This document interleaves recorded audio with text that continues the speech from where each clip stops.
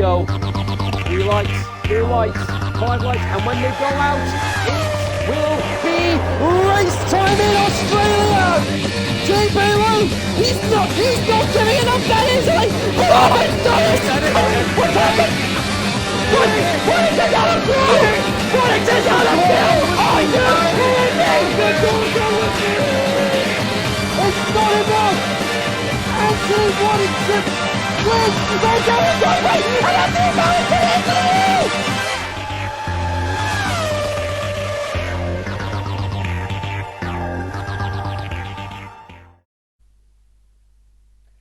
Hello ladies and gentlemen, Fraser McKenzie here, and welcome to this week's edition of the TOTD show. Yes, it's been a couple of weeks since I last did this, but nevertheless, I'm going to try and get this done again on a weekly basis. So, 5 races in with the talk of the Devil Championship, and what do we have?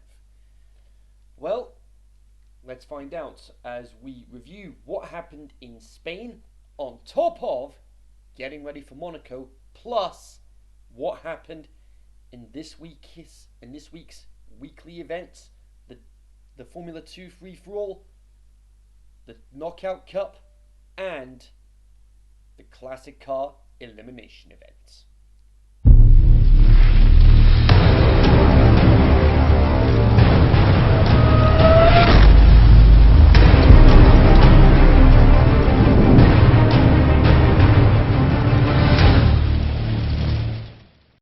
So let's get started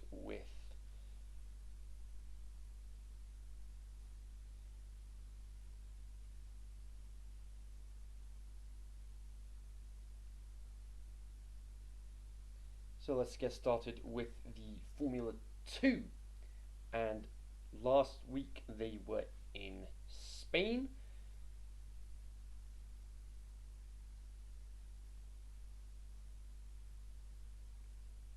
And it was a very interesting event, to say the least. We had Matt Goodyear once again on pole position, and he ended up going on to win the race. We had Adrian Solomon, who started second and finished second. Same goes with Scott Larvin. Started for third, finished the top 5. Matt Goodyear, Adrian Solomon, Scott Larvin, Nate, and Lafreniere all started in the same position they started in, and it was Nate that got the fastest lap. Then we had Damien Lightoller, Aaron Knight, then Justin Higham, followed by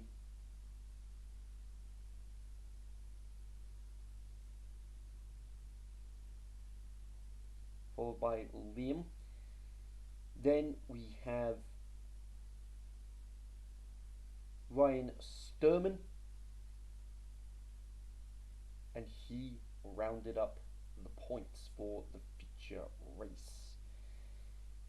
In the sprint race, it was Adrian Solomon that took top honours there, and we had Justin Higham, who started on reverse grid pole, ended up getting the fastest lap of the sprint race. Scott Larvin in third, then Sturman, Lafreniere, Lightoller,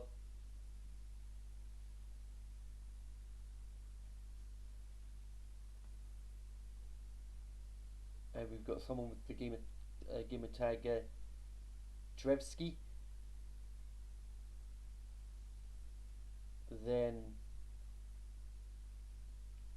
And then Modi.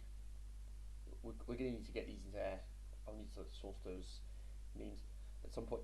They rounded up the points for the sprint race. So what does that mean for the championship standings? It is Chris Harley on top still, with Sam Congreve in second. Then you've got Matt Goodyear. That's your top 3. but it's Chris Harley and Congreve. They are running away with it. But this week saw some major changes for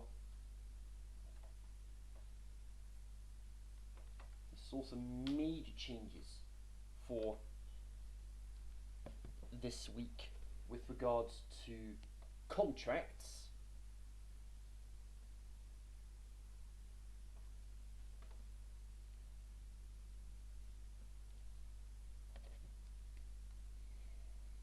A lot of drivers have elected to extend their contracts.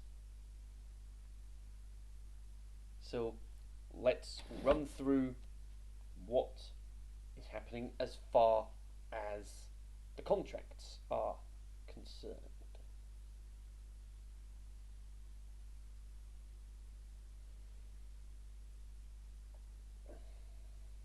So, Jamie Callan and Anthony Waddington, they are staying on for another 10 races, but it's been a season to forget, so we'll get into that just now. For the F2 as well, the Constructors Championship, Prema, Dams, and Virtuosi, they are at the top 3. Then you've got ART with 107, Ben Hazelwood with MP Motorsport on 90 points, Carlin and Campos 65 points and 51.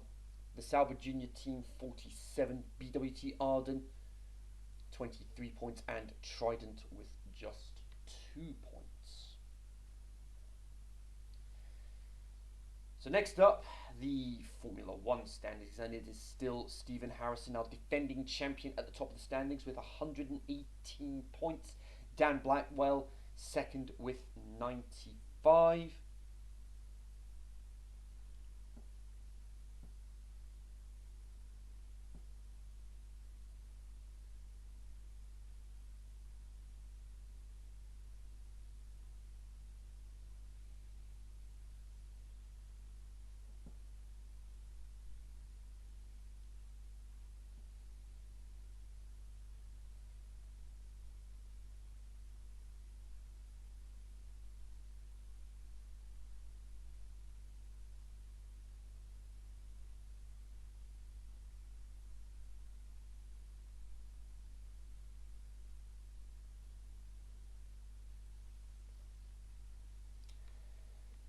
And then it's Anthony Bauer for Haas with 72 points. Joe Newman with 69 points for Red Bull. Dean Barry for Renault with 60 points. Dean Harrison, Red Bull with 57. And where are the Mercedes boys?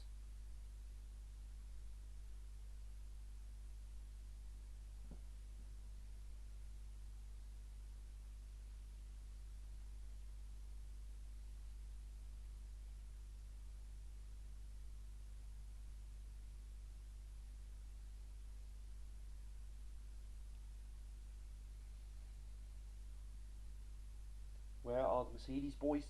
44 points for Anthony Waddington and 32 for Jamie Callan. That could potentially open some doors for the Mercedes boys. And where are Mercedes in the Constructors' Championship? Only 6th with 92 points.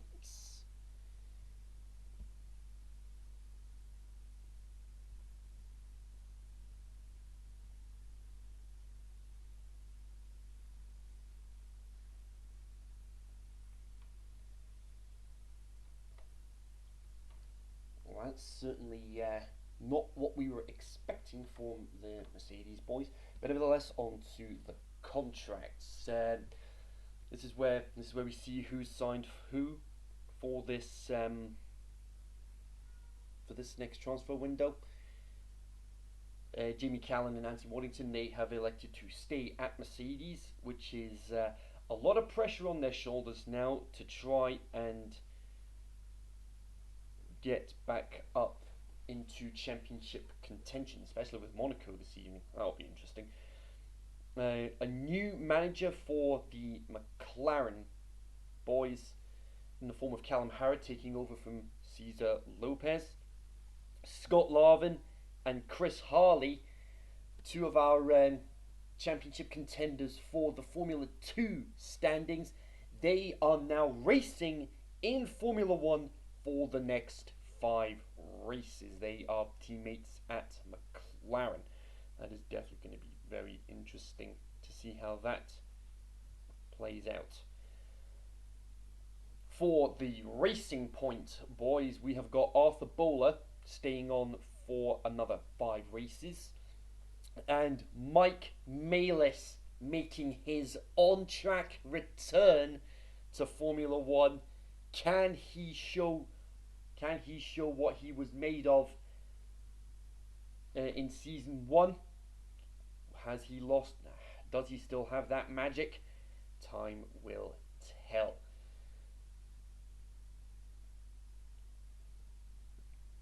So for Ferrari and Haas, Stephen Harrison and Dan Blackwell are staying on, and we've got Anthony Bauer and Gareth Lambourne staying on as Ferrari and Haas drivers respectively.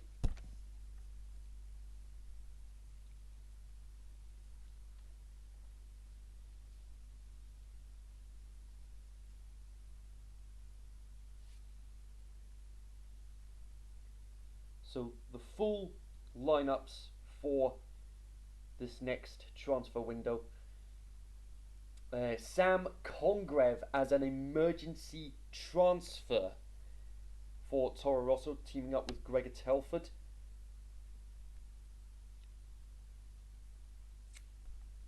Stephen Harrison and Dan Blackwell, the same lineup for Ferrari, Gregor Telford and Sam Congreve for Toro Rosso. Anthony Bauer and Gareth Lambourne for the Haas team. Alfa Romeo, Neil Mate and Matt Anderson. Dean Barry and Jamie Keats for the Renault team. For the Williams team, it is Bryce Falconer and Matt Goodyear. So all of our top championship contenders have left Formula 2 for now, but their points will remain on the championship standings, which should allow the midfield pack to try and catch up. Fingers crossed. Then we've got Jamie Callan and Anthony Waddington for Mercedes, Scott Larvin and Chris Harley for McLaren, Arthur Bowler and Mike Maylis making his return for Racing Point, Joe Newman and Dean Harrison for Red Bull, Gregor Telford and Sam Congreve for Toro Rosso. And that is your lineup for this next transfer window. And when does this next transfer window end?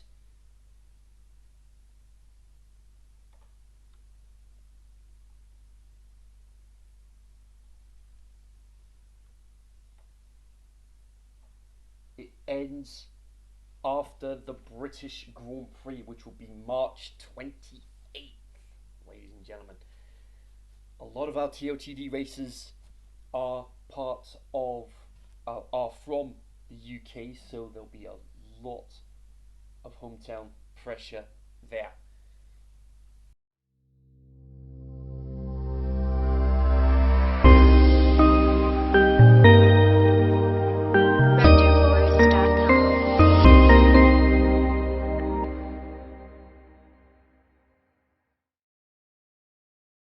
But what is happening as far as the Extreme Racing League Championship is concerned? Well, for the X1 Championship, you've got Arthur Bowler for Mercedes at the top with 65 points, Anthony Waddington with 57 points, and Philip Nilsson as well on 57, but Anthony Waddington has virtue of better race results. Then you've got Dean Barry with 42 points, Owen Lewis with 37, and Anthony Bauer with 35. For the Constructors' Championship, it is Mercedes at the top with 97, Aston Martin Red Bull Racing with 92, And Sport Pace Race Formula 1 team with 88 points. And then there's a big gap between Racing Point and Ferrari with 49. Williams with 49. Alfa Romeo with 39. McLaren 38. Renault 25. Haas 24. And Toro Rosso with 19. So that is what's happening with the Extreme 1 Championship. For the Extreme 2 Championship, what is happening with the championship there?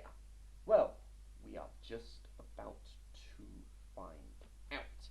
It is Chris Allen for Haas at the top of the championship standings for the Extreme 2 Championship. And then you've got Pete Polini and Maxime Patou with 69 and 62 points for Alfa Romeo. Then it's the Ferraris of Matt Anderson and Jamie Keats with 48 and 47 points respectively. That's your top 5. For the Constructors' Championship for the X2, it is Alfa Romeo at the top with 131 points, Renault with 110, Ferrari with 101, and Toro Rosso with 54, Mercedes with 53,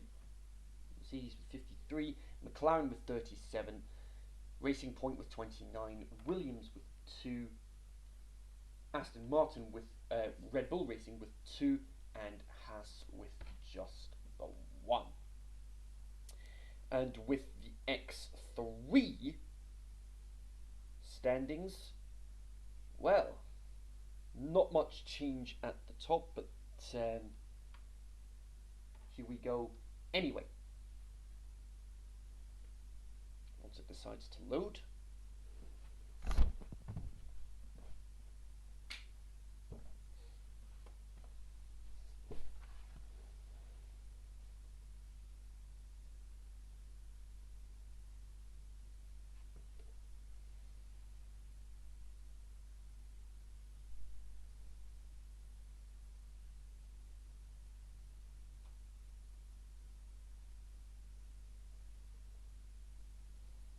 Here we go.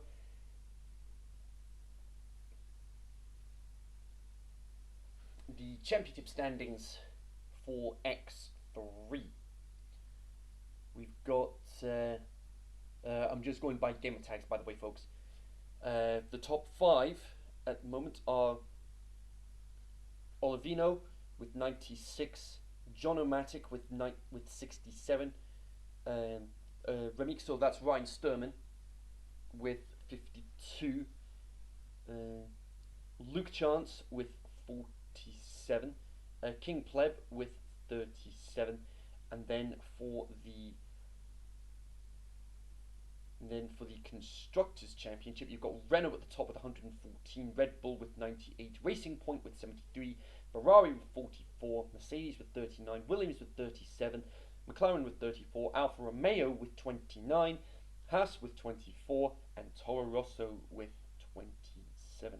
So overall, not a good season for not a good season so far for Toro Rosso, but that could all change this weekend as we head onto the streets of Monaco. But before we go into that, we have got some business to take care of in the form of our weekly events. Yes, this is the first time we're going to be covering these weekly events.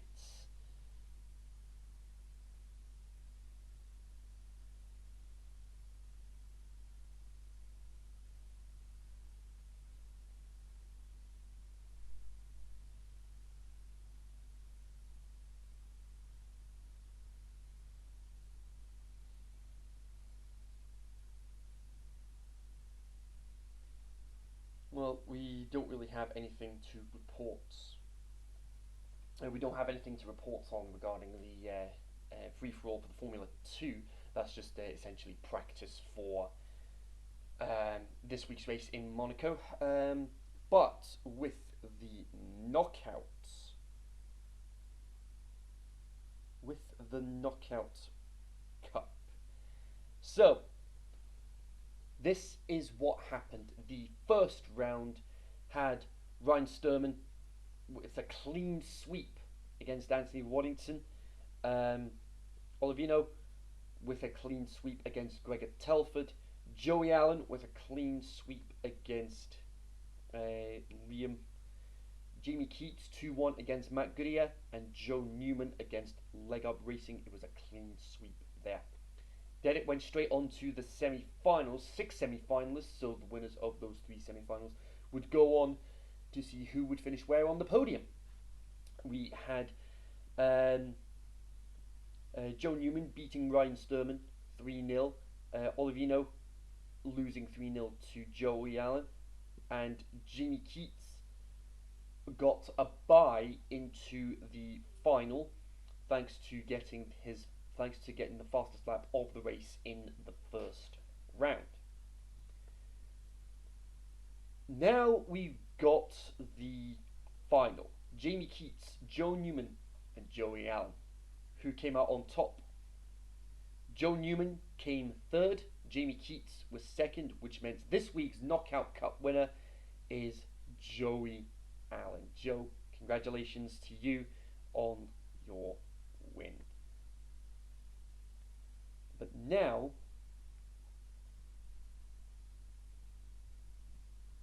oh, actually, yes, I can actually go on to the free-for-all for the Formula 2. So, the results from the feature race. We had Mike Malis making his returns, and he hasn't missed a beat. He started on pole for the feature race, but ended up finishing second. Boss Cookie finishing second, but Mike Malis, he got the fastest lap of the race.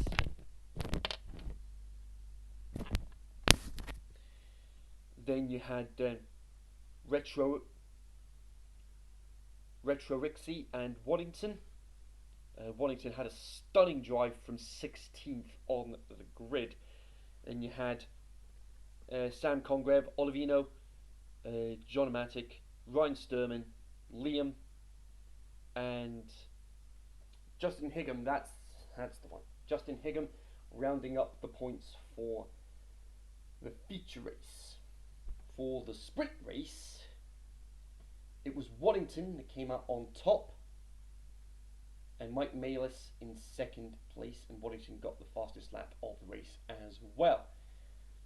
Ryan Sturman rounding up the podium, and then you had Liam in fourth.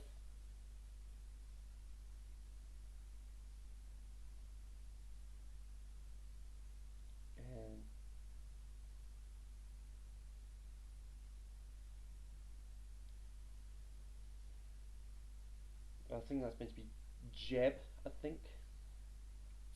He got fifth. Trevsky, sixth. Retro Rixie, seventh. And then you had GT.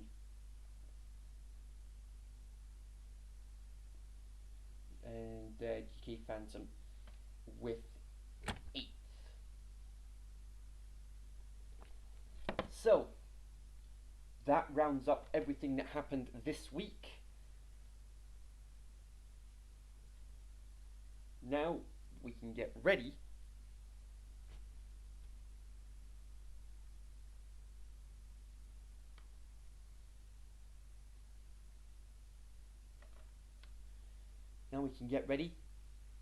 for Monaco, and this is what the circuit has in store.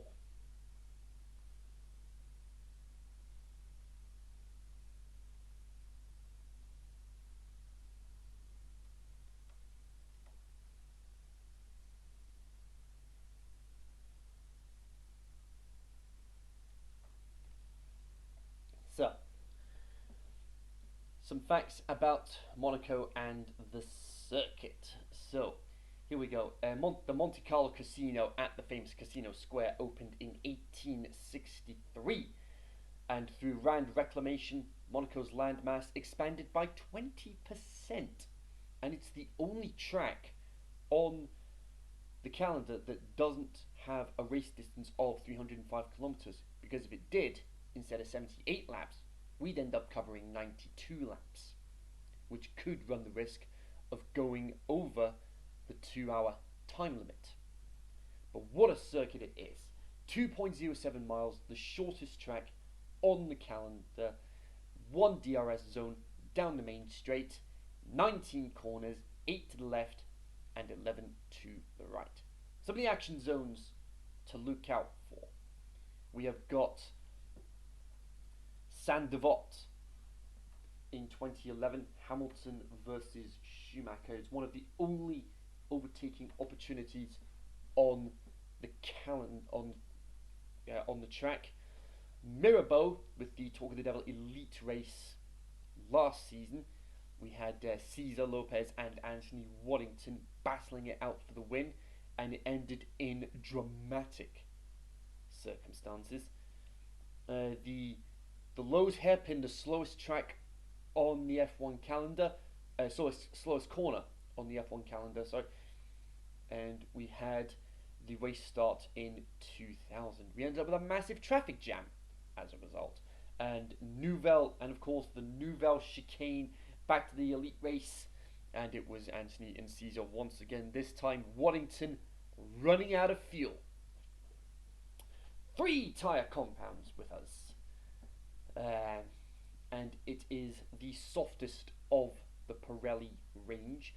The C5, the C4, and the C3. And you're looking at roughly 23 to 24 seconds for your pit stop. Penalties will be doubled this weekend as well, so a lot of pressure here to try and keep it clean whilst being able to get the best result possible, especially around this legendary circuit. So that is it today for this week's edition of the TOTD show. Next week it'll be the same deal, but we'll be reviewing Monaco and getting ready for Canada next week. And there's a lot of action to look forward to. You've got both the